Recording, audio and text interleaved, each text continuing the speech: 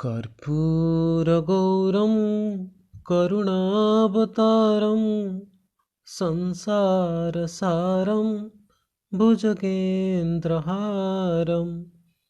सदा वसन्तं हृदयारविन्दे भवं भवानी सहितं नमामि। ॐ नमः शिवाय।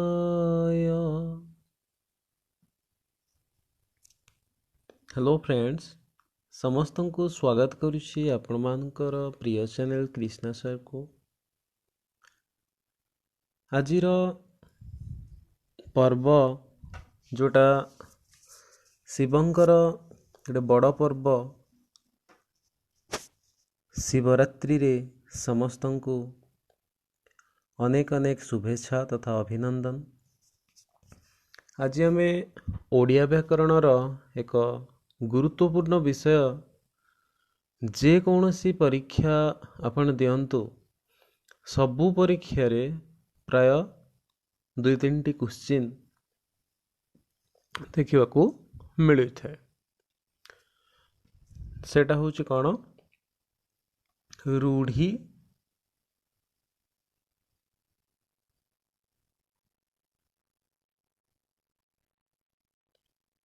ओ लोकवाणी। तो रूढ़ी और लोकवाणी कौन? आमर जोटा लोकमुखरे प्रचलित किसी कथा जोटा कथा कथा कि लोकंकर मुहरु आसी थाए, ताकू आमे विभिन्न भागरे भाग करिसेंती, जेमती कि क्रियाहीन रूढ़ी, क्रियायुक्त रूढ़ी, आउ किसी अच्छी तुलनात्मक रूढ़ी। ओके, तो प्रथमे आमे देखिबा क्रियाहीन रूढ़ी विषय रे। आमे रूढ़ी रो अर्थ आ से रूढ़ी को नहीं कि गोटे सेंटेंस माने एग्जांपल बेसिस रे आमे कोन करबा बुझवा को चेष्टा करबा। ओके, प्रथमे अछि अंधर लौड़ी। कौन? अंधर लौड़ी। तो अंधर लौड़ी कहिले असहायर सहाय। असहाय कौन? जहाकू कहीं साहाଯ୍य करबा पई न थांती तांको आमे असहाय बोली कहि थांती। तो असहाय मानकू जदि केही साहाଯ୍य करे जणे तो ताकू आमे कहबा कौन? अंधर लौड़ी। देखंतु श्रवण कुमार वृद्ध पितामातांकर अंधर लौड़ी थिले। श्रवण कुमार जानिछंती हमर रामायण रे तांकर अछि। तो श्रवण कुमार जो पितामाता थिले से माने अंध आउ अंधुणी थिले। तो जेतेबेले श्रवण कुमार जाइथिले नई को पानी आनिबा पई से समय रे हरिण बोली भाबिकी अयोध्यार राजा दशरथ जे श्रीरामंकर पिता थिले से कौन करथिले? शरविध करथिले। आउ से शरविधरे मृत्युवरण करथिले किए? राजा श्रवण कुमार। ओके, तो श्रवण कुमार वृद्ध पितामातांकर अंधर लौड़ी थिले। तो नेक्स्ट आसिला अंध बुझामणा। अंध बुझामणा कहले अन्याय विचार। अन्याय भाव रे जदि किसी विचार करा जाउ थाए सेटा होची अंध बुझामणा बोली कहंती। माने अंध भाव रे गोटे जिंस को ग्रहण करबाटा जोटा। तो देखंतु एठी कोन अछि एग्जांपल? ए तो अंध बुझामणा रीति, ए तो अंध बुझामणा रीति, मनीष को जेबे मनीष छुईला केउ बाटे जीव जाति। आमर जो हिंदू धर्म रे जाति प्रथा को नहीं कि एक मुख्य समस्या सृष्टि हेछि। पूर्वरु तो जहा थिला एबे मध्य शिक्षित गोष्ठी मध्य ए जिंस को छाड़ी पारु नाहंती। सेमानंकर पूर्वपुरुषंकर परंपरा को धरिकी रखिछंती। जेते शिक्षित हेले मध्य एमए बीए जेते पढ़िले मध्य निजे जणे जणे शिक्षक हेइकी मध्य बहुत बड़ बड़ पदपदवी थाइकी मध्य ए जाति प्रथा को धरिकी रखिछन्ति। तो अंध बुझामणा कौन? अन्याय विचार। ओके, तापर आसला अरण्य रोदन। अरण्य रोदन कौन? अरण्य रोदन कहले जोटा निष्फल प्रार्थना, वृथा प्रार्थना। रावण निकटरे सीतांकर आकुलता अरण्य रोदन रे परिणत हैला। जेतेबेले पंचवटी बनरू रावण सीतांकु नेकी जाउथला, माने नेबाकू चेष्टा करुथला बा नेकी जाउथला, सेई समय रे सीता आकुल हेकी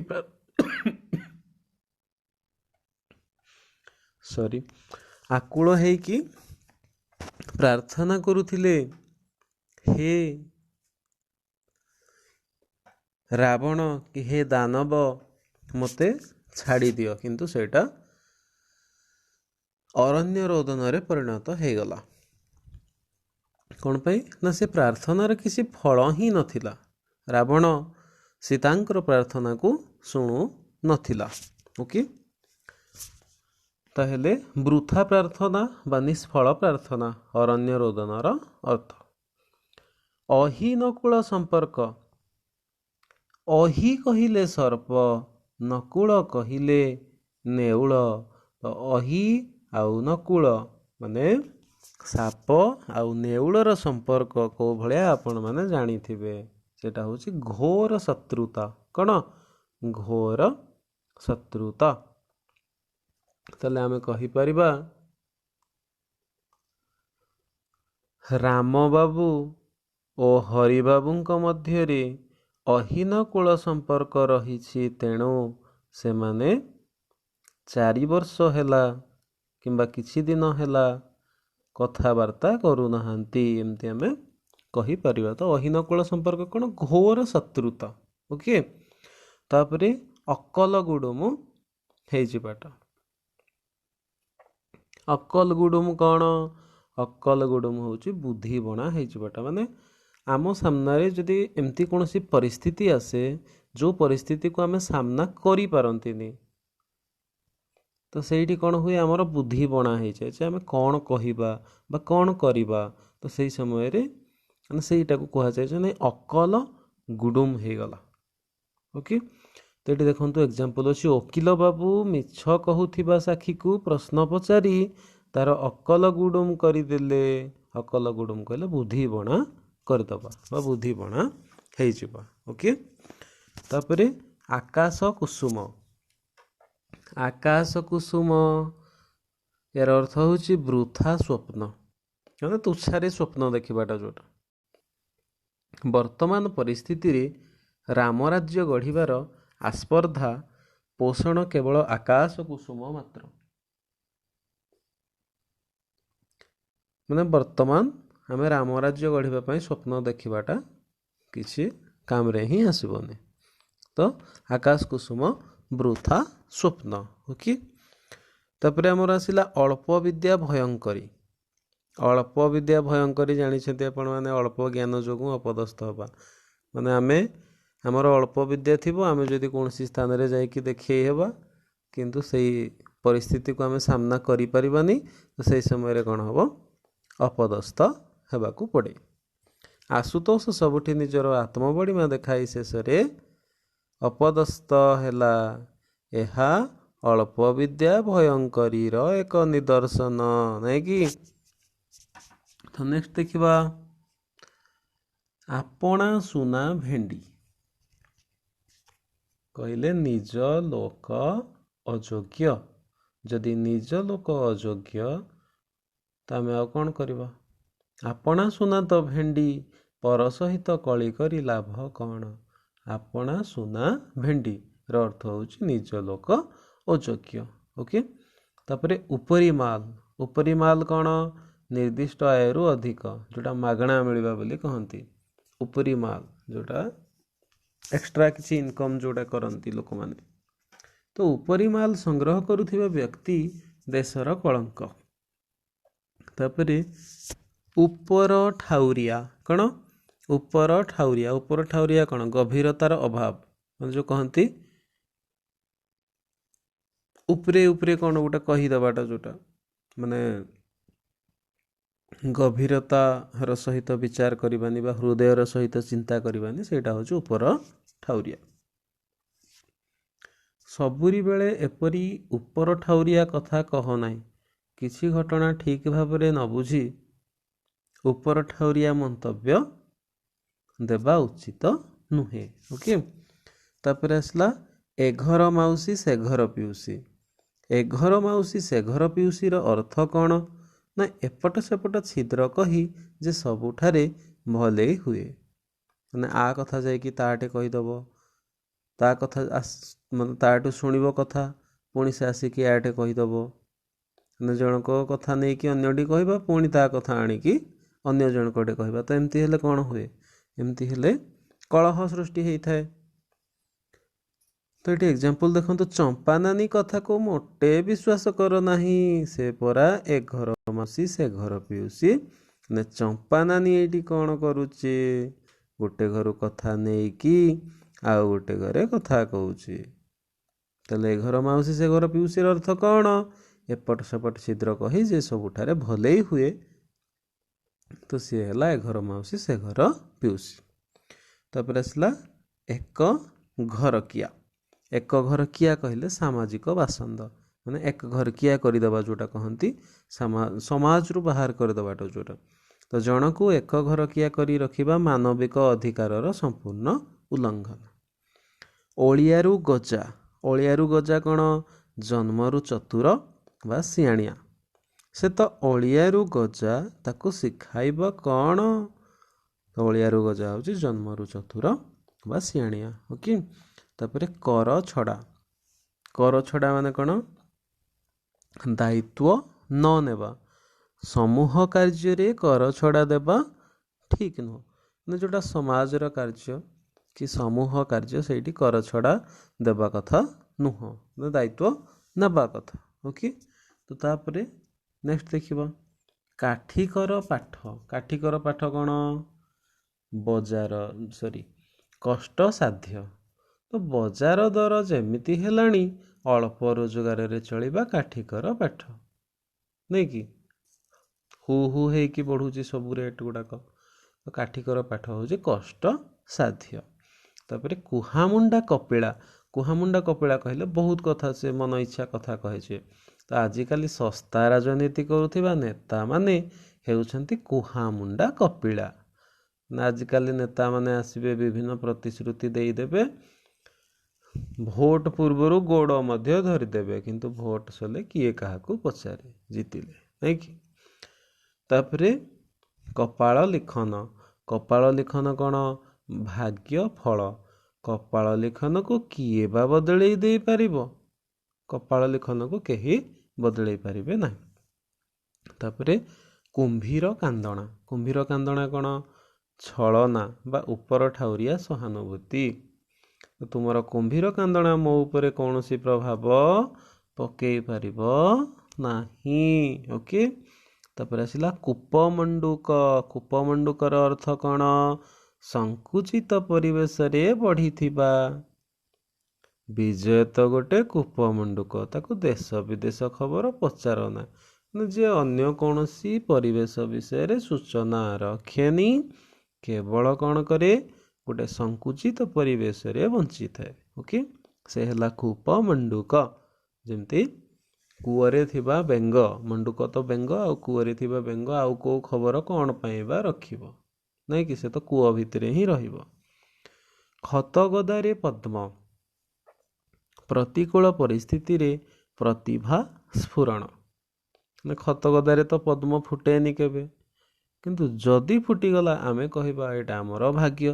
ତ ସେଇଭଳିଆ ପ୍ରତିକୂଳ ପରିସ୍ଥିତିରେ ପ୍ରତିଭାର ସ୍ଫୁରଣ ହେବାଟାକୁ ଆମେ କହନ୍ତି ଖତଗଦାରେ ପଦ୍ମ। ରେଢ଼ାଖୋଲର କନ୍ଧ ପରିବାରରେ ଜନ୍ମ ହୋଇଥିଲେ ବି କବି ଭୀମ ହୋଇଥିଲେ ଖତଗଦାରେ ପଦ୍ମ ସଦୃଶ। ରେଢ଼ାଖୋଲର ଗୋଟେ କନ୍ଧ ପରିବାରରେ ଆମର ସନ୍ଥ କବି ଭୀମ ଭୋଇ ଜନ୍ମଗ୍ରହଣ କରିଥିଲେ। ତ ତାଙ୍କର କୃତି ଆପଣମାନେ ଜାଣିଛନ୍ତି, ସ୍ତୁତି ଚିନ୍ତାମଣି। କ'ଣ? ସ୍ତୁତି ଚିନ୍ତାମଣି। ଯେମିତିକି ତାଙ୍କର ଯେଉଁ ସ୍ତୁତି ଚିନ୍ତାମଣିରୁ ଆସିଛି, ପ୍ରାଣୀଙ୍କ ଆରତ ଦୁଃଖ ପ୍ରମିତ, ଦେଖୁ ଦେଖୁ କେବା ସହୁ,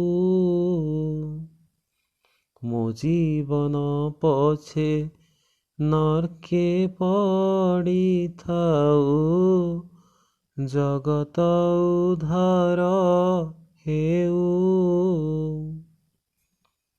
ଇଏ ଗଲା ଭୀମ ଭୋଇଙ୍କ କଥା। ଖତ ଗଦାରେ ପଦ୍ମ, ପ୍ରତିକୂଳ ପରିସ୍ଥିତିରେ ପ୍ରତିଭା ସ୍ଫୁରଣ। ଓକେ, ତାପରେ ଗୋଟିଏ ଚାଉଳରେ ଗଢ଼ା। ଗୋଟିଏ ଚାଉଳରେ ଗଢ଼ା କ'ଣ? ଅତି ସୁନ୍ଦର। ପିଲାଟିର ରୂପ ବାହୁନିବାକୁ କିଛି ନାହିଁ, ସେ ପୁରା ଗୋଟିଏ ଚାଉଳରେ ଗଢ଼ା। ଯିଏ ବେଶୀ ସୁନ୍ଦର ହେଇଥାଏ ବା ଅତି ସୁନ୍ଦର ଆମେ ଯେଉଁଟା କହନ୍ତି, ସେ ଗୋଟେ କ'ଣ ନା ଗୋଟିଏ ଚାଉଳରେ ଗଢ଼ା। ଓକେ, ତାପରେ ନେକ୍ସଟ ଦେଖିବା ଗୋଠ ଖଣ୍ଡିଆ। ଗୋଠ ଖଣ୍ଡିଆ କ'ଣ? ଅସାମାଜିକ ବ୍ୟକ୍ତି ବା ଗୋଷ୍ଠୀରୁ ଅଲଗା। ଗୋଠ ଖଣ୍ଡିଆ ଲୋକ ଅନେକ ଅସୁବିଧାରେ ପଡ଼େ, ମାନେ ଯିଏ କେବଳ ନିଜେ ନିଜେ ବଞ୍ଚେ, ଅସାମାଜିକ ହେଇକି ବଞ୍ଚେ, ଅଲଗା ମାନେ ସମାଜର ଲୋକମାନଙ୍କଠୁ ସେପାରେଟ୍ ହେଇକି ବଞ୍ଚିବା ପାଇଁ ଚେଷ୍ଟା କରେ, ବ୍ୟକ୍ତିଗତ ଭାବରେ ବଞ୍ଚିବା ପାଇଁ ଚେଷ୍ଟା କରେ। ତ ସବୁବେଳେ ଏମିତି ପରିସ୍ଥିତି ଠିକ୍ ନଥିବ ଯେ ଜଣେ ବ୍ୟକ୍ତିଗତ ଭାବରେ ବଞ୍ଚିବ। ଓକେ, ଧନ ସମ୍ପତ୍ତି ଥିଲେ ମଧ୍ୟ ସମାଜର ଆମର ଆବଶ୍ୟକତା ରହିଛି। ଓକେ, ତାପରେ ଗୋବର ଗଣେଶ। କ'ଣ? ଗୋବର ଗଣେଶ। ଗୋବର ଗଣେଶ ମନେ ରଖିବେ, ଏଟା ପ୍ରାୟ ଏକ୍ଜାମ୍ରେ ଆସେ, ନିର୍ବୋଧ ବା ମୂର୍ଖ। ଗୋବର ଗଣେଶଟା ହେଉଛି ନିର୍ବୋଧ ବା ମୂର୍ଖ। ଏବେ ବି ସମାଜରେ ସାଧାରଣ ହିସାବ କିତାବ ଜାଣିନଥିବା ଅନେକ ଗୋବର ଗଣେଶ ଅଛନ୍ତି। ଓକେ, ତାପରେ ଘର ଢିଙ୍କି କୁମ୍ଭୀର। ଯଦି ଏଟା ହେଉଛି ନିଜ ଲୋକ ଶତ୍ରୁ। ଓକେ, ତାଙ୍କ ଭାଇ ତାଙ୍କ ପତନର କାରଣ। ଘର ଢିଙ୍କି କୁମ୍ଭୀର ହେଲେ ସେ କାହାକୁ ବା ଦୋଷ ଦେବେ? ଘର ବୁଡ଼ି ପାଣି ଆଣ୍ଠୁଏ। ଏ ଅର୍ଥ ହେଉଛି ଅବସ୍ଥା ଅସମ୍ଭାଳ ହେବା, ମାନେ ବିପଦ ଉପରେ ଆହୁରି ବିପଦଟା ପଡ଼ିବାଟା ଯେଉଁଟା ସେଇଟା। ତ ଦେଶର କରଜ ଏତେ ହେଲାଣି ଯେ ଘର ବୁଡ଼ି ପାଣି ଆଣ୍ଠୁଏ, ତଥାପି ନେତାମାନଙ୍କର ରାଜକୀୟ ଅୟସ କମୁନି। ଓକେ, ତାପରେ ଆସିଲା ଘୋଷା ବଳଦ। ଘୋଷା ବଳଦ କାହାକୁ କହିବା ଆମେ? ଯେ କିଛି ନ ବୁଝିକି ଖାଲି ମୁଖସ୍ତ କରିଦେବ, ଘୋଷି ଦେବ, ମାନେ ମ୍ୟାଥ ବି ଲୋକ ନ ବୁଝିକି ବି ଘୋଷି ଦିଅନ୍ତି, ଏମିତି ବି ଅଛନ୍ତି। ତ ଘୋଷା ବଳଦ ହୋଇ ଲାଭ କ'ଣ? ପାଠ ଟିକେ ବୁଝିବାକୁ ଚେଷ୍ଟା କର। ଘୋଷା ବଳଦ ହେଲେ କ'ଣ ହେବ? ଘୋଷି ଦେଇକି ଖାଲି ପରୀକ୍ଷାରେ ଯାଇକି ଲେଖିବା ପାଇଁ କ'ଣ ଆମେ ପାଠ ପଢ଼ନ୍ତି? ଆମେ ପାଠ ପଢ଼ନ୍ତି ପରା କିଛି ବୁଝିକି ସେଟାକୁ କାମରେ ଲଗାଇବା ପାଇଁ ଆମ ଦୈନନ୍ଦିନ ଜୀବନରେ। ଆମେ ଯଦି ସେଟାକୁ ବ୍ୟବହାରରେ ନ ଆଣିବା ତାହେଲେ ସେଇ ପାଠ ପଢ଼ିକି ଆମର କ'ଣ ଲାଭ? ତ ଘୋଷା ବଳଦ ଅର୍ଥ ହେଉଛି କିଛି ନ ବୁଝିକି ମୁଖସ୍ତ କରିବା। ଓକେ, ତାପରେ ଛୁଞ୍ଚି ମାଛି ପରୀକ୍ଷା ବା ପରଖ। ତ ଏଇଟା ହେଉଛି ତନ ତନ କରି ଦେଖିବା। ସବୁ କଥାରେ ଏମିତି ଛୁଞ୍ଚି ମାଛି ପରୀକ୍ଷା କଲେ ଚଳିବନି। ତାପରେ ଆସିଲା ଛକା ପଞ୍ଝା। ଛକା ପଞ୍ଝା କ'ଣ? ଉଭୟ ପକ୍ଷର ସତର୍କ ଭାବ। ଜଙ୍ଗଲ ମଧ୍ୟରେ ଗତକାଲି ପୋଲିସ ଓ ଚୋରଙ୍କ ମଧ୍ୟରେ ଛକା ପଞ୍ଝା ଚାଲିଥିଲା। ତ ଛକା ପଞ୍ଝା କ'ଣ? ଉଭୟ ପକ୍ଷର ସତର୍କ ଭାବ, ଏଇଟା ହେଉଛି ଛକା ପଞ୍ଝା। ଓକେ, ତାପରେ ଜପାମାଳି। କ'ଣ? ଜପାମାଳି କହିଲେ ଅତି ପ୍ରିୟ। ନାତିଟି ଅଜାଆଈଙ୍କର ଜପାମାଳି ହୋଇଛି, ମାନେ ଅତି ପ୍ରିୟ ଭାବ ପ୍ରଦର୍ଶନ କରିବା ଯେଉଁଟା। ତାପରେ ଜୀବନ ମୂର୍ଚ୍ଛା। ଜୀବନ ମୂର୍ଚ୍ଛା କ'ଣ? ଆପ୍ରାଣ ଉଦ୍ୟମ। ଭାରତୀୟ ହକି ଦଳ ଆନ୍ତର୍ଜାତୀୟ ସ୍ତରରେ ଦେଶର ଗୌରବ ରକ୍ଷା ପାଇଁ ଜୀବନ ମୂର୍ଚ୍ଛା ସଂଗ୍ରାମ କରୁଛନ୍ତି। ଆପ୍ରାଣ ଉଦ୍ୟମ। ଓକେ, ତେବେ ଆମେ କହିପାରିବା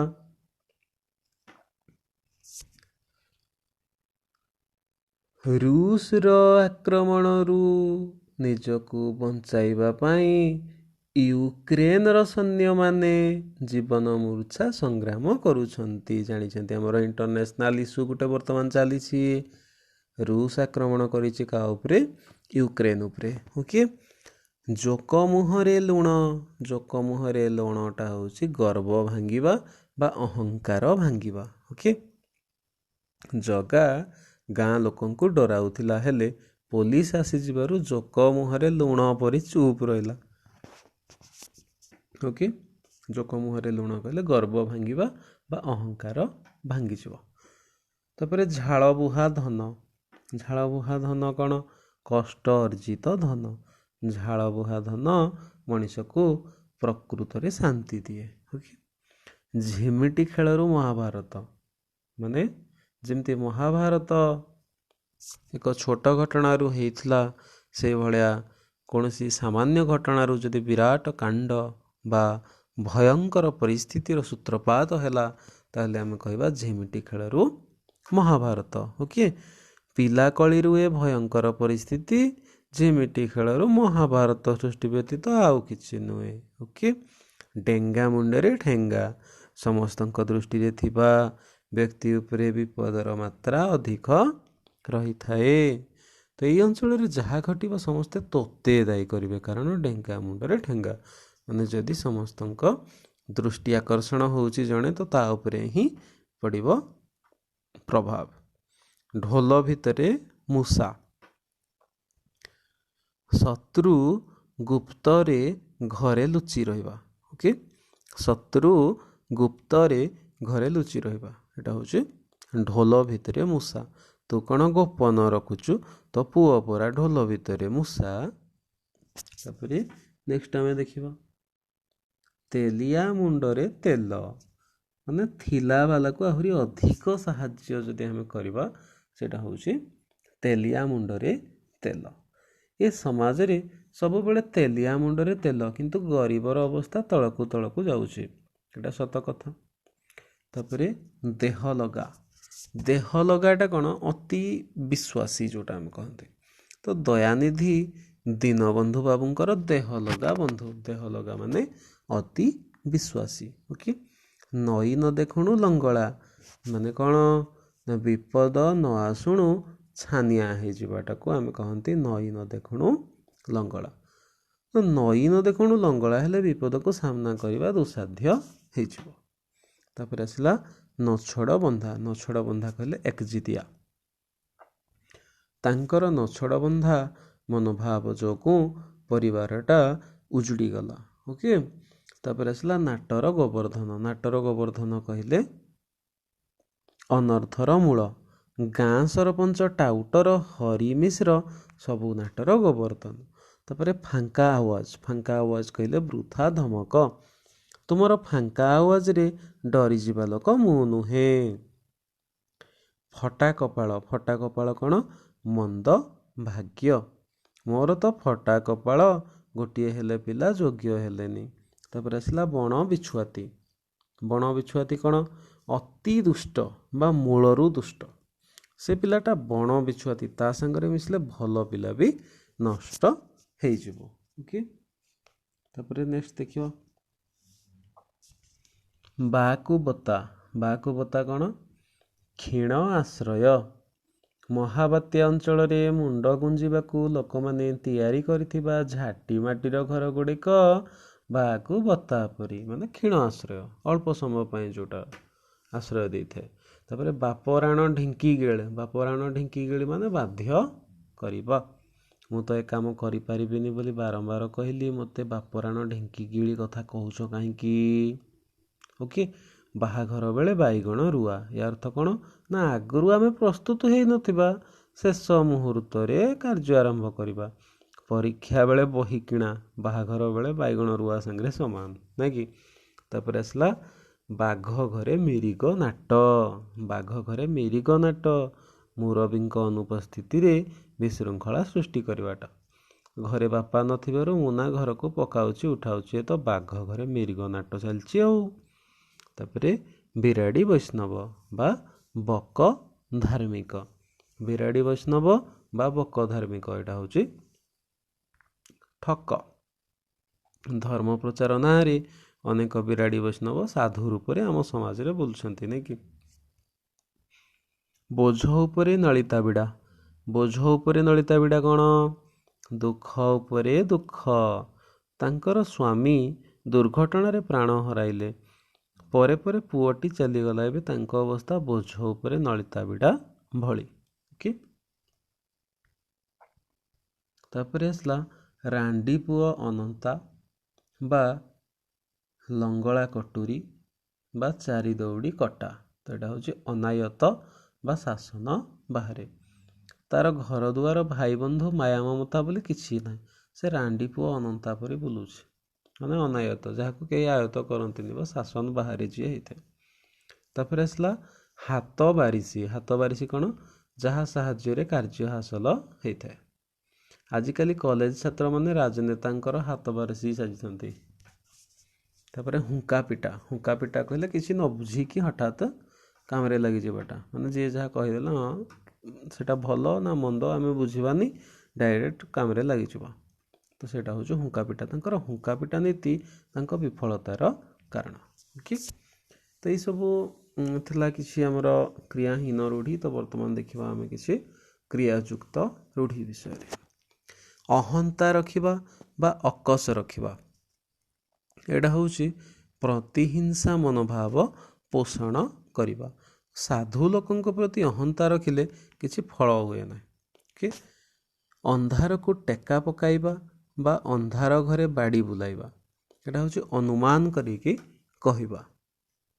ପ୍ରକୃତ ପାଠ ନ ଜାଣି ଅନ୍ଧାରକୁ ଟେକା ପକାଇବା ଭଳି ଉତ୍ତର ଦେବାରୁ ଶିକ୍ଷକ ଧୀରେନ୍ଦ୍ର ଉପରେ ରାଗିଲେ। ଓକେ। ତାପରେ ଆଖି ରଖିବା। ଆଖି ରଖିବାଟା କ'ଣ? ଲକ୍ଷ୍ୟ ରଖିବା ବା ଯତ୍ନ ନେବା। ଜାତୀୟ ସ୍ୱାର୍ଥକୁ ଆଖି ଆଗରେ ରଖି ଆମକୁ କର୍ତ୍ତବ୍ୟ ସମ୍ପାଦନ କରିବାକୁ ହେବ। ଓକେ। ଆଖି ଦେବା ବା ଦୃଷ୍ଟି ପକାଇବା, ମାନେ କ'ଣ? ବିଷ ଦୃଷ୍ଟିରେ ଦେଖିବା ବା ଲୋଭ କରିବା। ପରଦ୍ରବ୍ୟ ପ୍ରତି ଆଖି ଦେବା ବା ଦୃଷ୍ଟି ପକାଇବାଟା ଉଚିତ ହେଇନଥାଏ। ଆଖି ପକାଇବା। ଆଖି ପକାଇବା କ'ଣ? ଆଖି ପକାଇବାଟା ହେଉଛି ଲୋଲୁପ ଦୃଷ୍ଟି ପକାଇବା। ଚୋର ସେ ଘର ଉପରେ ଆଖି ପକାଇଲାଣି। ତାପରେ ଆଖି ବୁଲେଇବା କ'ଣ? ଆଖି ବୁଲେଇବାଟା ହେଉଛି ମୋଟାମୋଟି ଭାବରେ ଦେଖିବା। ସାହିତ୍ୟ ପରୀକ୍ଷାକୁ ଯିବା ପୂର୍ବରୁ ବ୍ୟାକରଣ ବହି ଉପରେ ଟିକିଏ ଆଖି ବୁଲାଇ ଦେବା ଉଚିତ, ମାନେ ମୋଟାମୋଟି ଭାବରେ ଦେଖିବା ଉଚିତ। ତାପରେ ଆଖି ବୁଜିବା। ଆଖି ବୁଜିବା କ'ଣ?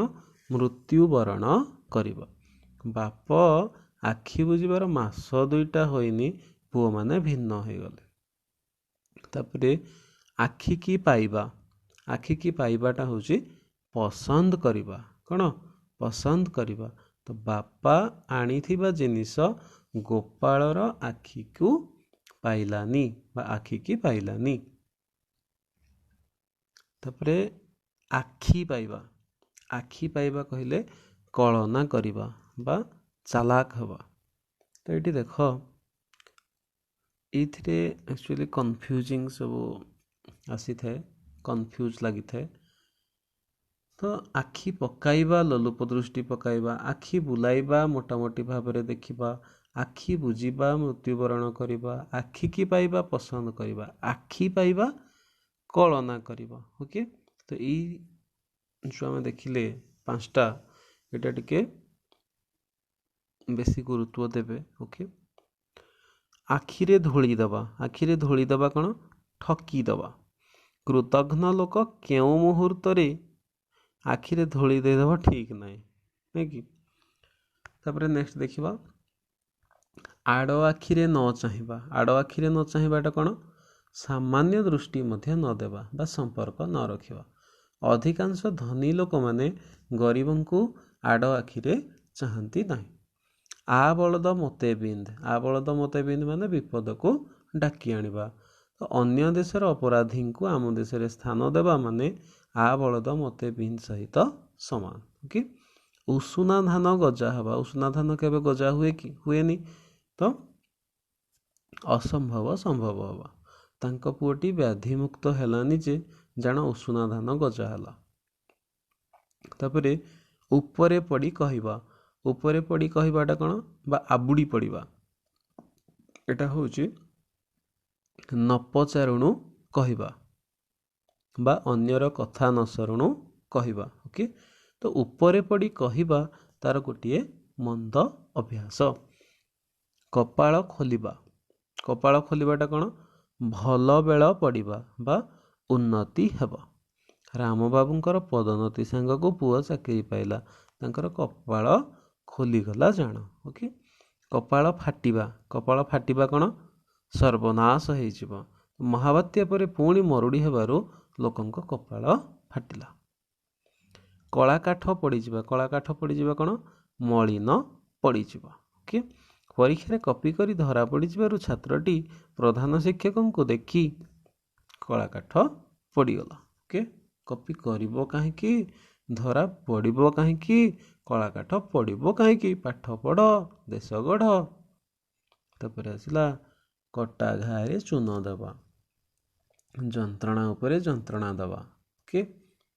ହରିଆ ଦୋଷ ନ କରି ଜରିମାନା ଦେଲା, ପୁଣି ତାକୁ ବାସନ୍ଦ କଲେ, କଟା ଘାରେ ଚୂନ ଦେବା ଭଳି ହେବ। ଓକେ। କଳାକନା ବୁଲାଇବା, ଏଟା କ'ଣ? ସର୍ବସ୍ୱ ଲୁଟି ନେବା, ସର୍ବନାଶ କରିବା। ଚୋରମାନେ ଗତ ରାତିରେ ଜମିଦାର ଘରୁ ସମସ୍ତ ଜିନିଷ ଲୁଟି ନେଇ କଳାକନା ବୁଲେଇ ଦେଲେ। ତାପରେ କାମରେ ହାତ ଦେବା, କାମରେ ହାତ ଦେବା ମାନେ କାର୍ଯ୍ୟ ଆରମ୍ଭ କରିବା। ବୁଦ୍ଧିମାନ ଲୋକ କୌଣସି କାମରେ ହାତ ଦେବା ପୂର୍ବରୁ ସେ ବିଷୟରେ ଟିକିନିକି ବୁଝିଥାନ୍ତି। ତାପରେ କାନରେ ହାତ ଦେବା, କାନରେ ହାତ ଦେବାଟା ହେଉଛି ଆଶ୍ଚର୍ଯ୍ୟ ହେଇଯିବାଟା ଯେଉଁଟା। ତାଙ୍କ ଡାହା ମିଛ କଥା ଗୁଡ଼ାକ ଶୁଣି ମୁଁ କାନରେ ହାତ ଦେଲି। କାଠ ହୋଇଯିବା ବା ଜଡ଼ ପାଲଟିଯିବା ମାନେ କାତର ହେବା। ଓକେ। ପୁତ୍ରର ମୃତ୍ୟୁଜନିତ ଦୁଃସମ୍ବାଦ ପାଇବା ପରେ ମା କ୍ଷଣକାଳ କାଠ ପାଲଟି ଗଲେ। କୁହୁଡ଼ି ପହଁରିବା, କୁହୁଡ଼ି ପହଁରିବାଟା କ'ଣ? ବୃଥା ପରିଶ୍ରମ ବା ବୃଥା ପ୍ରୟାସ କରିବା। ଆଜିକାଲିର ନେତାମାନଙ୍କ କଥାରେ ବିଶ୍ୱାସ କରିବା କୁହୁଡ଼ି ପହଁରିବା ସହିତ ସମାନ। ତାପରେ ଖାଲରେ ପକାଇବା ମାନେ ବିପଦରେ ପକାଇବା। ସେ ନିଜର ସ୍ୱାର୍ଥ ସିଦ୍ଧି ପାଇଁ ଯେକୌଣସି ଲୋକକୁ ଖାଲରେ ପକାଇବାକୁ କୁଣ୍ଠିତ ନୁହନ୍ତି। ଖିଅ କାଢ଼ିବା, ଖିଅ କାଢ଼ିବା କ'ଣ? କଥାକୁ ଘାଣ୍ଟି ଦୋଷ ଖୋଜିବାଟା। ଖଳ ଲୋକମାନେ କ'ଣ କରିଥାନ୍ତି? ସବୁ କଥାରୁ ଖିଅ କାଢ଼ିଥାନ୍ତି। ଖାଇବା ପତ୍ରରେ ଧୂଳି ଦେବା ମାନେ ଜୀବିକା ଛଡ଼ାଇ ନେବା। ଓକେ। ଆକ୍ରୋଶମୂଳକ ଭାବରେ ଚାକିରିରୁ ନିଲମ୍ବନ କରିବା ମାନେ ଖାଇବା ପତ୍ରରେ ଧୂଳି ଦେବା ସହିତ ସମାନ। ତାପରେ ଗୁଜୁରାଣ ମେଣ୍ଟାଇବା, ଗୁଜୁରାଣ ମେଣ୍ଟାଇବା କହିଲେ କଷ୍ଟେ ମଷ୍ଟେ ଚଳିଯିବା ଯେଉଁଟା। ଓକେ। ଗତ ମହାବାତ୍ୟାରେ ଘରଦ୍ୱାର ଚାଷବାସ ସବୁ ଗଲା ପରେ ମୂଲ ମଜୁରୀ ଲାଗି ବାପା କୌଣସି ପ୍ରକାରରେ ଗୁଜୁରାଣ ମେଣ୍ଟାଉଛନ୍ତି। ତାପରେ ଗାଲରେ ହାତ ଦେବା, ଗାଲରେ ହାତ ଦେବା କ'ଣ? ଚିନ୍ତିତ ହେବା। ପୁଅଟି ପରୀକ୍ଷାରେ ଫେଲ ହେବାରୁ ବାପା ଗାଲରେ ହାତ ଦେଇ ବସିଛନ୍ତି। ଓକେ। ତାପରେ ଗୋଡ଼ ହାତ ଧରିବା, ଗୋଡ଼ ହାତ ଧରିବା କ'ଣ? ବିନମ୍ର ଗୁହାରି କରିବା। ଝିଅଟିର ବାହାଘର ସୁରୁଖୁରୁରେ ତୁଲାଇ ଦେବାକୁ ଗରିବ ବାପା ସବୁ ବନ୍ଧୁବାନ୍ଧବଙ୍କ ଗୋଡ଼ ଧରିଲେଣି। ଗୋଡ଼ ଟେକି ବସିବା, ଗୋଡ଼ ଟେକି ବସିବା କହିଲେ ପ୍ରସ୍ତୁତ ହୋଇ ରହିବାଟା। ନନ୍ଦନକାନନ ବୁଲିଯିବା ପାଇଁ ପିଲାଏ ଗୋଡ଼ ଟେକି ବସିଛନ୍ତି। ତାପରେ ଚଳୁ କରିଦେବା, ସବୁ ଶେଷ କରିଦେବା। ଲୋକଟିର ଧର୍ମ ଅଧର୍ମ ବିଚାର ନାହିଁ, ଜନସାଧାରଣଙ୍କ ପାଣ୍ଠିକୁ ଚଳୁ କରିଦେଲାଣି। ଚଳୁ କରିବା କହିଲେ ସବୁ ଶେଷ କରିଦେବା। ଓକେ। ତାପରେ ଦେଖିବା ଚାଲିଲା ଶଗଡ଼ରେ ହାତ ଦେବା କହିଲେ ଅତି ଦୁଷ୍ଟାମି କରିବା ଯେଉଁଟା। ରାନୁ ଅପାର ଛୁଆ ଦିଟା ଚାଲିଲା ଶଗଡ଼ରେ ହାତ ଦେବା ପିଲା। ତାପରେ ଚିତା କାଟିବା, ଚିତା କାଟିବା କହିଲେ ଠକିବା। ଅନେକ ଭଣ୍ଡ ସାଧୁ ଅଛନ୍ତି ଯେଉଁମାନେ କି ଧର୍ମ ନାମରେ ଲୋକଙ୍କୁ ଚିତା କାଟୁଛନ୍ତି। ନାଁ କରିବା, ସୁନାମ ଅର୍ଜନ କରିବା। ଧର୍ମପଦ ଭଳି ଦେଶର ନାଁ କରିବା ପ୍ରତ୍ୟେକ ଛାତ୍ରଛାତ୍ରୀଙ୍କର ଲକ୍ଷ୍ୟ ହେବା ଉଚିତ। ଓକେ। ତାପରେ ନାଁ ରଖିବା, ନାଁ ରଖିବା କ'ଣ? ଯଶ ରଖିବା। ବିଦେଶକୁ ପଢ଼ିବା ପାଇଁ ଗଲାବେଳେ ବାପା କହିଲେ ତୁ ଆମ ବଂଶର ନାଁ ରଖିବୁ, ଏତିକି ମୋର କାମ। ନାକ ଛିଞ୍ଚାଡ଼ିବା, ନାକ ଛିଞ୍ଚାଡ଼ିବାର ଅର୍ଥ ହେଉଛି ବିରକ୍ତ ହେଇଯିବ ଯେଉଁଟା। ସବୁ କଥାରେ ତାଙ୍କର ନାକ ଛିଞ୍ଚାଡ଼ିବା ପ୍ରକୃତିକୁ କେହି ପସନ୍ଦ କରନ୍ତି ନାହିଁ। ତାପରେ ଆସିଲା ନାକ ଟେକିବା, ନାକ ଟେକିବା କହିଲେ ଘୃଣା କରିବା। ରୋଗୀ ସେବା କଲାବେଳେ ନାକ ଟେକିବା ଉଚିତ ନୁହେଁ। ନାକେ ଦମ୍ କରିବା, ନାକେ ଦମ୍ କହିଲେ ଅଥୟ କରିବା। ଜରୁଆ ଦେହରେ ସର୍କସ ଦେଖିବାକୁ ଯିବ ବୋଲି ପିଲାଟା କାନ୍ଦି କାନ୍ଦି ନାକେ ଦମ୍ କଲାଣି। ତାପରେ ଆସିଲା ପିଠିରେ ପଡ଼ିବା, କହିଲେ ସାହା ହେବା। ଯେତେ କହିଲେ ବି ପାଠ ପଢ଼ୁନୁ, ଫେଲ୍ ହେଲେ କେହି ପିଠିରେ ପଡ଼ିବେନି। ତାପରେ ଫସର ଫାଟିବା, ଫସର ଫାଟିବା ହେଉଛି ବ୍ୟର୍ଥ ହେଇଯିବ। ଗୋଟିଏ ବୋଲି ପୁଅର ଉଚ୍ଚଶିକ୍ଷା ପାଇଁ ବାପା କେତେ କ'ଣ ଯୋଜନା କରିଥିଲେ, କିନ୍ତୁ ପୁଅଟି ମାଟ୍ରିକ ପରୀକ୍ଷାରେ ଫେଲ୍ ହେବାରୁ ତାଙ୍କର ସବୁ ଯୋଜନା ଫସର ଫାଟିଗଲା। ତାପରେ ଫଟେଇ ହେବା, ଗୋଟାଏ କଥାକୁ ବାରମ୍ବାର ପଚାରିବା। ଥରେ କହିଲେ ଶୁଣି ପାରିଲୁନି ଯେ ଏତେ ଥର ଫଟେଇ ହେଉଛୁ। ତାପରେ ବାଟ କାଟିବା, ନିଜ ସୁବିଧା ଦେଖିବା। ସ୍ୱାର୍ଥପର ଲୋକମାନେ କାହା କଥା ବିଚାର ନ କରିକି ନିଜେ ନିଜର ବାଟ କାଟିକି ଦୂରେଇ ଯାଆନ୍ତି। ତାପରେ ବାଟ ଭାଙ୍ଗିବା, ବାଟ ଭାଙ୍ଗିବା କ'ଣ? ଉପେକ୍ଷା କରିବା। ଓକେ, ବିପଦରେ ପଡ଼ିଥିବା ଲୋକଙ୍କୁ ସାହାଯ୍ୟ ନ କରି ବାଟ ଭାଙ୍ଗି ଚାଲିଯିବା ଠିକ୍ ନୁହେଁ। ତାପରେ ଆସିଲା ବାଟ ମାରଣା ହେବା, ବାଟ ମାରଣା ହେବା କ'ଣ? ମଝିରେ ଅନ୍ୟ ଦ୍ୱାରା ଅପହୃତ ହୋଇଯିବ। ବାତ୍ୟା ସମୟରେ ଦେଶ ବିଦେଶରୁ ଆସିଥିବା ଦ୍ରବ୍ୟ ଗୁଡ଼ିକ ବାଟ ମାରଣା ହେଲା ବୋଲି ଲୋକେ କହୁଛନ୍ତି। ବିରାଡ଼ି ଛିଙ୍କିବା, ବିରାଡ଼ି ଛିଙ୍କିବାଟା ହେଉଛି ଅନୁକୂଳ ବିଗିଡ଼ିଯିବା। ସଙ୍ଗେ ସଙ୍ଗେ ଯାଇଥିଲ ଅଥଚ ଫେରି ଆସିଲ ଯେ କ'ଣ ବିରାଡ଼ି ଛିଙ୍କିଲା କି? ଅନୁକୂଳ ବିଗିଡ଼ି ଯିବା। ତାପରେ ବିରାଡ଼ି କପାଳକୁ ଶିକା ଛିଣ୍ଡିବା, ମାନେ ଇଚ୍ଛା ଅନୁସାରେ ସୁବିଧା ମିଳିବା ଯେଉଁଟା କହନ୍ତି। ପ୍ରଦର୍ଶନୀ ଦେଖି ଯିବାକୁ କେହି ସାଙ୍ଗ ମିଳୁନଥିଲେ, ବିରାଡ଼ି କପାଳକୁ ଶିକା ଛିଣ୍ଡିଲା ପରି ସାନ ମାମୁଁ ଆସିକି ପହଞ୍ଚିଗଲେ। ଓକେ, ଭାଲୁ ଧରାଇବା, ଭାଲୁ ଧରାଇବା କ'ଣ? କୌଶଳରେ ଜଞ୍ଜାଳଗ୍ରସ୍ତ କରାଇବା।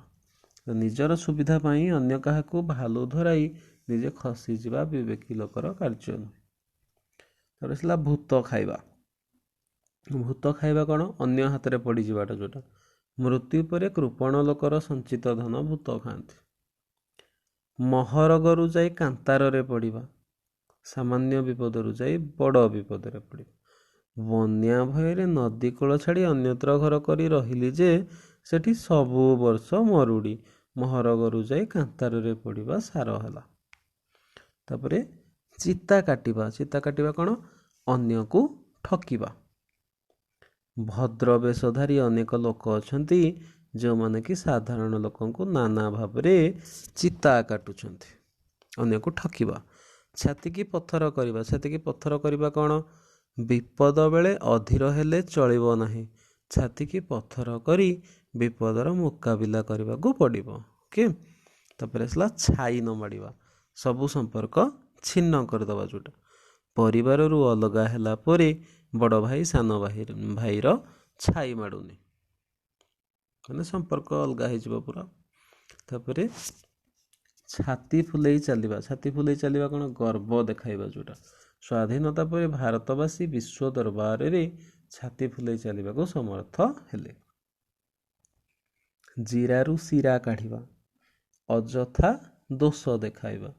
ଖଳ ଲୋକମାନେ ଜିରାରୁ ଶିରା କାଢ଼ି ନିଜର ବାହାଦୁରୀ ଦେଖାନ୍ତି।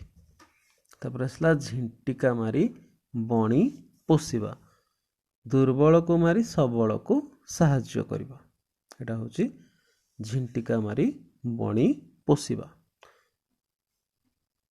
ଝିଣ୍ଟିକା ମାରି ବଣି ପୋଷିଲେ ଆସନ୍ତା ଥରକୁ ଭୋଟ ପାଇବ ତ। ଠାସ୍କୁ ମାରିବା, ଠାସ୍କୁ ମାରିବା କହିଲେ ଅନୁମାନ କରିକି କହିବା ଯେଉଁଟା। ତୁମର ପ୍ରକୃତ ଜ୍ଞାନ ନାହିଁ, ତୁମେ ଖାଲି ଠାସ୍କୁ ମାରୁଛ। ତଳେ ପକାଇବା, ତଳେ ପକାଇବା କହିଲେ ଅମାନ୍ୟ କରିବା। ତ ସଦ୍ଗୁରୁଙ୍କ ବଚନକୁ କୌଣସି ସତ୍ ଶିଷ୍ୟ କେବେ ତଳେ ପକାଏ ନାହିଁ। ତାପରେ ତିଳକୁ ତାଳ କରିବା, ତିଳକୁ ତାଳ କରିବାର ଅର୍ଥ କ'ଣ? ଛୋଟ କଥାକୁ ବଡ଼ କରିବା। ଦୁଷ୍ଟ ଲୋକମାନେ ତିଳକୁ ତାଳ କରି କଳହ କରିଥାନ୍ତି। ତାପରେ ଦାଉ ସାଧିବା, ଦାଉ ସାଧିବା କ'ଣ? ପ୍ରତିଶୋଧ ନେବା। ତ କାହା ଉପରେ ବିପଦ ପଡ଼ିଥିବା ବେଳେ ସୁଯୋଗ ନେଇ ଦାଉ ସାଧିବା ଭଲ ନୁହେଁ, ହେଲା। ତାପରେ ମନ ଘର ଧରିବା, ମନ ଘର ଧରିବାର ଅର୍ଥ କ'ଣ? ନା ଅସୁବିଧାରେ ପଡ଼ି ସଚେତନ ହେବା।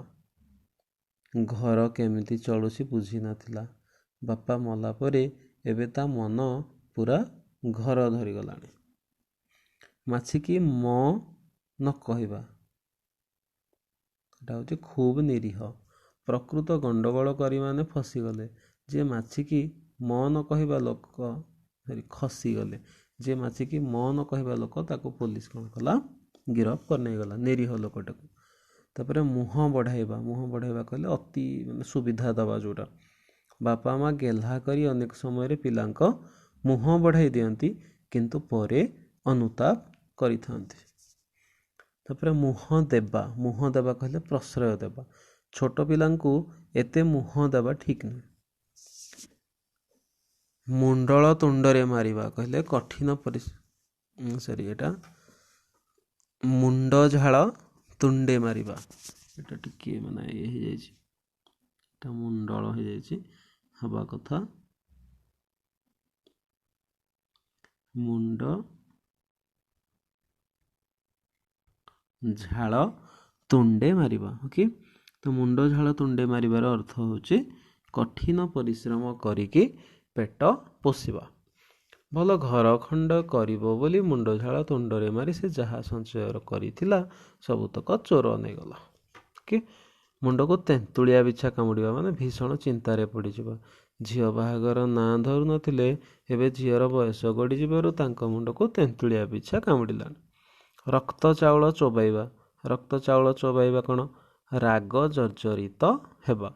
ବିଚାରରେ ଦୋଷୀ ସାବ୍ୟସ୍ତ ହେବାରୁ ସମସ୍ତଙ୍କ ଉପରେ ଖାଲି ସେ ରକ୍ତ ଚାଉଳ ଚୋବାଇଲେ। ତାପରେ ସୁଅ ମୁହଁରେ ଯିବା। କ'ଣ, ସୁଅ ମୁହଁରେ ଯିବା ବା ସୁଅ ମୁହଁରେ ପଡ଼ିବା। ଏଟା ହେଉଛି ବୃଥାରେ ଧନ ଦୌଲତ ଉଜାଡ଼ି ଦେବା। ପୁଅ ଅଯୋଗ୍ୟ ହେଲେ ବାପର ସବୁ ଧନ ସୁଅ ମୁହଁରେ ଯାଏ। ହାତ ଧରିବା। ହାତ ଧରିବା କହିଲେ ବିବାହ କରିବା ବା ନେହୁରା ହେବା। ଦୁଇଟା ହେଇପାରିବ। ବାକ୍ୟକୁ ଦେଖିକି ସିଲେକ୍ସନ୍ କରିବେ କେଉଁଟା ହେବ। ଓକେ, ଗୁଣୀ ପୁରୁଷର ହାତ ଧରିବାକୁ ସବୁ ଝିଅ ଇଚ୍ଛା କରନ୍ତି। ଏଠି ତ ନେହୁରା ହେବାକୁ ଇଚ୍ଛା କରିବେନି ନା, ତ ଏଇଠି ଅର୍ଥ ହେଇଯିବ ବିବାହ କରିବା। କିନ୍ତୁ ମୁଁ ଆପଣଙ୍କ ହାତ ଧରୁଛି, ମୋତେ ଏଇଥର କ୍ଷମା କରିଦିଅନ୍ତୁ, ଏଇଟା ହେଉଛି ନେହୁରା ହେବା। ଓକେ, ହାତ କରିବା। ହାତ କରିବା କ'ଣ, କୌଶଳରେ ଆୟତ କରିବା। ଅନ୍ୟ ପକ୍ଷରେ ସାକ୍ଷୀମାନଙ୍କୁ ହାତ କରି ସେ ମକଦ୍ଦମା ଜିତିଗଲେ। ହାତରେ ନ ମାରି ଭାତରେ ମାରିବା ମାନେ କୌଶଳରେ ଜୀବିକା ବା ବୃତ୍ତିରୁ ଉଚ୍ଛେଦ କରିଦେବା। ଶ୍ରମିକମାନଙ୍କୁ ହାତରେ ନ ମାରି ଭାତରେ ମାରିବା ନୀତି ଯୋଗୁଁ ତାଙ୍କ କାରଖାନାରେ ସବୁବେଳେ ଧର୍ମଘଟ ଲାଗି ରହିଛି। ଓକେ, ଏସବୁ ଥିଲା ଯେ କ୍ରିୟାଯୁକ୍ତ ରୂଢ଼ି। ତାପରେ ଆମେ ଦେଖିବା ତୁଳନାତ୍ମକ ରୂଢ଼ି। ଏଣ୍ଡୁଅ ପରି ମୁଣ୍ଡ ଟୁଙ୍ଗାରିବା। ଏଇଟା କ'ଣ, ସେ କିଛି ନ ବୁଝୁ ସବୁବେଳେ ଏଣ୍ଡୁଅ ପରି ମୁଣ୍ଡ ଟୁଙ୍ଗାରୁଥାଏ। କୁକୁର ପରି ଧାଇଁବା। ଟଙ୍କା କେଇଟା ଲୋଭରେ ସେ କୁକୁର ପରି ଧାଉଁଛି, ମାନେ କୁକୁର ଯେମିତି ଧାଉଁଥାଏ ସେମିତି ଧାଉଁଛି। ଖୁଣ୍ଟଟା ପରି ଠିଆ ହେବା। ଏଟା କ'ଣ, ବସିବାକୁ କହିଲି ନ ବସି ଖୁଣ୍ଟଟା ପରି ଠିଆ ହୋଇ ରହିଲୁ କାହିଁକି। ମାନେ ଖୁଣ୍ଟ ଯେମିତି ଗୋଟେ ଜାଗାରେ ନୀରବ ହେଇକି ଛିଡ଼ା ହେଇଥାଏ, ସେମିତି ଠିଆ ହେବାଟା। ତାପରେ ଗଡ଼ ପରି ପଡ଼ିବା ବା ଢିଙ୍କି ପରି ପଡ଼ିବା, ମାନେ ଯେଉଁଠି ସେଇଠି ରହିଯିବାଟା। ଲୋକଟା ଗଡ଼ ପରି ପଡ଼ିଛି, ପଦେ ବି ଜବାବ ନାହିଁ। ତାପରେ ଛୁଞ୍ଚି ପରି ମୁହଁ କରିବା। ଛୁଞ୍ଚି ପରି ମୁହଁ କହିବା କଲେ ସବୁବେଳେ ମାନେ ସଙ୍କୁଚିତ ହିସାବରେ ବଞ୍ଚିବାଟା, ଯେଉଁଟା ମାନେ ମୁହଁରେ ଅନ୍ୟମାନଙ୍କ ପ୍ରତି ଗୁଡ୍ ଏକ୍ସପ୍ରେସନ୍ ନଥାଏ, ଯେଉଁଟା ଭଲ ଭାବନା ନଥାଏ, ସେମିତିଟା। ସବୁବେଳେ ଛୁଞ୍ଚି ପରି ମୁହଁ କଲେ କିଏ ତୋତେ ଭଲ ପାଇବ। ଜୋକ ପରି ଲାଗିବା। ଜୋକ ପରି ଲାଗିବା କ'ଣ, ଯେଉଁମାନେ କର୍ମଠ ସେମାନେ କାମରେ ସର୍ବଦା ଜୋକ ପରି ଲାଗିଥାନ୍ତି। ଓକେ, ପେଡ଼ି ପରି ମୁହଁ କରିବା ବା ମୁହଁ ଫୁଲାଇବା। ସତ କଥା କହିଦେବାରୁ ସେ ପେଡ଼ି ପରି ମୁହଁ ଫୁଲାଇ ବସିଛି। ତାପରେ ପବନ ପରି ଧାଇଁବା। ପବନ ପରି ଧାଇଁବା କ'ଣ, ପବନ ଭଳିଆ ଧାଇଁବାଟା ଯେଉଁଟା, ମାନେ ଅତି ବେଗରେ ଧାଇଁ ଆସିବାଟା, ଯେଉଁଟା ଶୀଘ୍ରତା କରିବାଟା। କିଏ ବିପଦରେ ପଡ଼ିଛି ଶୁଣିଲେ ତାକୁ ସାହାଯ୍ୟ ସେ ପବନ ପରି ଧାଇଁ ଯାଆନ୍ତି। ପ୍ରସାଦ ପରି ପାଇଦେବା, ମାନେ ପ୍ରସାଦ ପାଇଲେ ଯେମିତି ଆମେ ହଠାତ୍ ପ୍ରସାଦଟା ଅଳ୍ପ ଦିଆଯାଏ ନା, ତ ସେଇଟା ପାଇଲେ ଯେମିତି ଆମେ ସାଙ୍ଗେ ସାଙ୍ଗେ କ'ଣ କରନ୍ତି, ଖାଇଦିଅନ୍ତି, ସେଇଟା କଥା ଆସୁଛି ଏଠି। ପ୍ରସାଦ ପରି ପାଇଦେବା, ପଡ଼ୋଶୀ ଘରୁ ଆସିଥିବା ତରକାରୀକୁ ସେ ପ୍ରସାଦ ପରି ପାଇଦେଲା। ବରଡ଼ା ପତ୍ର ପରି ଥରିବା, ବରଡ଼ା ପତ୍ର ଟିକେ ବି ପବନ ହେଲେ ଯେମିତି ଥରୁଥାଏ ସେମିତି। ପିଲାଟାର ମିଛ କଥା ଜଣାପଡ଼ିଯିବାରୁ ବାପାଙ୍କ ଆଗରେ ସେ ବରଡ଼ା ପତ୍ର ଭଳି ଥରୁଛି। ସାପ ପରି ଫଁ ଫଁ ହେବା, ସାମାନ୍ୟ କଥାରେ ରାଗିଯାଇ ସେ ସାପ ପରି ଫଁ ଫଁ ହୁଅନ୍ତି, ମାନେ ସାମାନ୍ୟ କଥାରେ ରାଗିଯାଇକି ସାପ ଭଳିଆ ଫଁ ଫଁ ହେବାଟା ଯେଉଁଟା। ତାପରେ ସିଂହ ପରି ଯୁଝିବା, ସିଂହ ପରି ଯୁଝିବା କ'ଣ ନା, ବାଳକ ଅଭିମନ୍ୟୁ ସପ୍ତରଥୀଙ୍କ ସହିତ ସିଂହ ପରି ଯୁଝିଥିଲେ। ତ ଆପଣମାନେ ଜାଣିଛନ୍ତି ଅଭିମନ୍ୟୁଙ୍କ ଅଭିମନ୍ୟୁଙ୍କ ଷ୍ଟୋରି। ଓକେ। ତାପରେ ଶୁଆ ପରି ଘୋଷିବା, ଶୁଆ ପରି ଘୋଷିବା କ'ଣ, ଗୀତଟି ତା ମନକୁ ଏମିତି ପାଇଛି ଯେ ସେ ଦିନ ରାତି ଶୁଆ ପରି ଖାଲି ଘୋଷି ହେଉଛି। ହେଲା, ତ ଏଇ ଥିଲା ଆମର କିଛି ରୂଢ଼ି, ତ ତାକୁ ଆମେ ଆଲୋଚନା କରିଛନ୍ତି। ଆଶା କରୁଛି ସମସ୍ତେ ବୁଝିପାରିଥିବେ। କେତେକ କ୍ଷେତ୍ରରେ ସ୍ପେଲିଂ ରହିଯାଇଛି, ସେଥିପାଇଁ ମୁଁ ଆପଣମାନଙ୍କ ନିକଟରେ କ୍ଷମା ପ୍ରାର୍ଥୀ। ତ ଅନୁରୋଧ କରୁଛି, ଯଦି ଭିଡ଼ିଓଟି ଭଲ ଲାଗିଥାଏ ଏବଂ ଆପଣମାନଙ୍କ କୌଣସି କାର୍ଯ୍ୟରେ ଆସିପାରିବା ଭଳି ଭିଡ଼ିଓଟି ହୋଇଥାଏ, ତାହେଲେ ଯେଉଁମାନେ ପ୍ରଥମ ଥର ପାଇଁ ଚ୍ୟାନେଲକୁ ଆସିଛନ୍ତି ସମସ୍ତଙ୍କୁ ଅନୁରୋଧ, ଦୟାକରିକି ଚ୍ୟାନେଲକୁ ସବସ୍କ୍ରାଇବ୍ କରିବେ ଏବଂ ପାଖରେ ଥିବା ବେଲ୍ ଆଇକନ୍କୁ ପ୍ରେସ୍ କରିବେ, ଯଦ୍ୱାରା ଇନଫର୍ମେସନ୍ ଆପଣଙ୍କ ନିକଟରେ ପ୍ରଥମେ ପହଞ୍ଚି ପାରିବ। ଭିଡ଼ିଓଟିକୁ ଶେଷ ପର୍ଯ୍ୟନ୍ତ ଦେଖିଥିବାରୁ ସମସ୍ତଙ୍କୁ ଧନ୍ୟବାଦ। ଓକେ।